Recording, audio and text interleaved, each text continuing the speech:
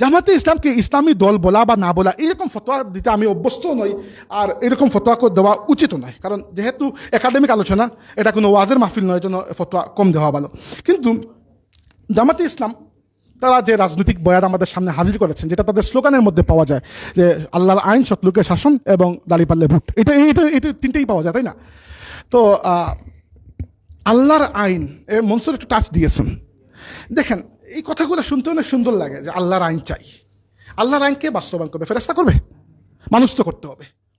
এখন সমস্যা হচ্ছে, আমরা আজকের যুগে এমন একটা পর্যায়ে গিয়ে পৌঁছেছি মানুষ হিসাবে, যা মানব জাতি হিসাবে, যে আমরা আমাদের উপরে কারো খবরদারি মানতে চাই না।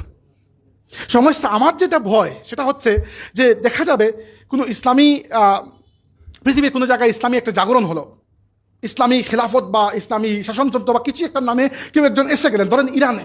আমি জার্মানিতে সবচেয়ে বেশি মুসলিম দেখেছি, যাদের সাথে আমার পরিচয় পাকিস্তানি, ইরানি।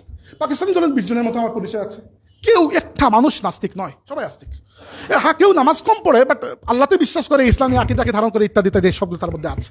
কিন্তু বিশ্বাস করেন, ইরানিদের মধ্যে আমি প্রায় সবাইকে নাস্তিক পেয়েছি। এর প্রচণ্ড ইসলাম বিদ্বেষী। এর কারণটা কি? কারণটা হচ্ছে ইসলামিক রেভলিউশন যেটা ইরানে হয়েছিল, এরপর থেকে ইরানের যে মোল্লা শ্রেণী, মোল্লা বলতে আমি এখানে খারাপ ভাষায় বলছি না, তারা শিয়া আলিমদেরকে মোল্লাই বলে।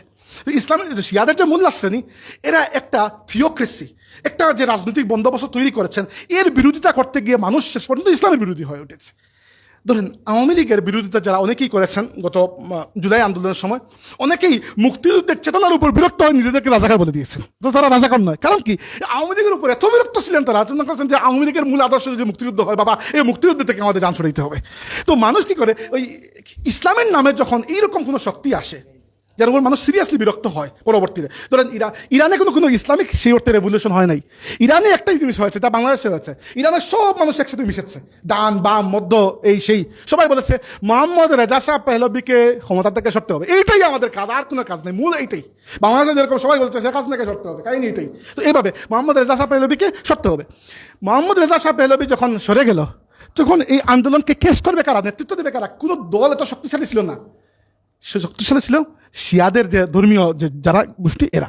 তখন এরা শক্তিশালী হওয়ার জন্য এরা পুরো আন্দোলনকে নিজেদের আন্দোলন বানিয়ে নিয়েছে। এভাবে পরবর্তীতে ধরেন 24-এর গণ অভ্যুত্থান হলো, গণ অভ্যুত্থানের পরে সামনে ভোট হবে, আপনি চোখ বন্ধ করে বলতে পারবেন বিএনপি যাবে ক্ষমতা, তাই না? কারণ কি? যারা গণ অভ্যুত্থানের নেতৃত্ব দিয়েছে সেই ছাত্ররা, তারা এতটুকু পর্যন্ত রাজনৈতিক সক্ষমতা অর্জন করতে পারেন না যে আগামী নির্বাচনে তারা জয়ী হবেন। আমার মনে হয় না জয়ী হবে। তো ইরানে কি করেছিল? ইরানে সবাই মিলে রেভলিউশন করেছিল। কোনো খুব বেশি যে ইসলামিক রেভলিউশন, এরকম খালিস ইসলামিক রেভলিউশন হয় নাই, হয়েছে সর্বদলীয়। কিন্তু মোল্লারা ছিলেন শক্তিশালী, তারা ক্ষমতা নিয়ে কেস করেছেন। একজন আলিম বলেছেন তারা ক্ষমতা হাইজেক করেছেন। হাইজেক করে যখন ক্ষমতায় বসে গেছেন, এরপরে তাদের প্রত্যেকটা দুর্বল দিককে মানুষ ইসলামের দুর্বল দিক হিসাবে ভাবতে শুরু করেছে। এই জন্য ইরানে আজকে ইসলামের প্রতি তরুণদের প্রচণ্ড একটা বিদ্বেষ কাজ করে। এটা সত্য। আমি শুধু 10-12 জন ইরানিকে জার্মানিতে চিনি এজন্য বলছি না। আমার খুব ক্লোজ একটা জুনিয়র ঢাকা ইউনিভার্সিটির মাজহারুল হাসান, সে ইরানের আল্লামা তাবা ইউনিভার্সিটির মাস্টার্স করেছে, পিএইচডি মনে করছে। সে আমাকে বলছে, ভাই এত মানুষ ইরানে দেখলাম আমাদের বয়সী, একটা মানুষ আল্লাহ বিশ্বাসী না, ভয়ঙ্কর ইসলাম বিদ্বেষী। কেন? কারণ এরা মোল্লা বিদ্বেষী। তো আমি ইসলামের নামে শুধু ইসলামের স্লোগানে বিশ্বাসী নয়। আমি জানতে চাই যে প্রকৃতপক্ষে যারা ইসলাম প্রতিষ্ঠার জন্য এখন যদি কোনো আওয়ামী লীগ বা বিএনপি বা জাতীয় পার্টি ক্ষমতায় এসে পচে যায়, পচুক, আমার কি? কিন্তু কেউ যদি ইসলামের নাম নিয়ে এসে পচে যায়, তাহলে সে নিজে পচবে না, সে ইসলামকেও পচিয়ে দেবে। এইটাতে আমার ভয় লাগে। এই জন্য জামাতে ইসলামের প্রতি আমি আলাদা ফতোয়া দিচ্ছি না। আমি সমস্ত ইসলামপন্থীদেরকে বলছি যে আপনি এমনভাবে একটা রাষ্ট্রকল্প আমাদের সামনে উপস্থাপন করুন যেন আমরা এটাকে নিজেদের মনে করে ওন করতে পারি। আর পরবর্তীতে যখন আমাদের ভোটে আপনি ক্ষমতায় যাবেন, তখন এমন কিছু করবেন না যে আপনি ডুববেন, পরবর্তীতে ইসলামকেও ডুবিয়ে দেবেন। এজন্য দ্বিতীয় কথা হচ্ছে, বাংলাদেশের মানুষের ইসলাম, আকিদা, বিশ্বাস এগুলো হচ্ছে আহলে সুন্নাত ওয়াল জামাতের অনুসারী।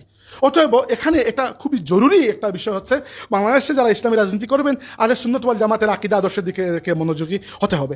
এইটাই আমার প্রত্যেক দলের প্রতি আহ্বান, আর কিছু না। এতটুকু পর্যন্ত।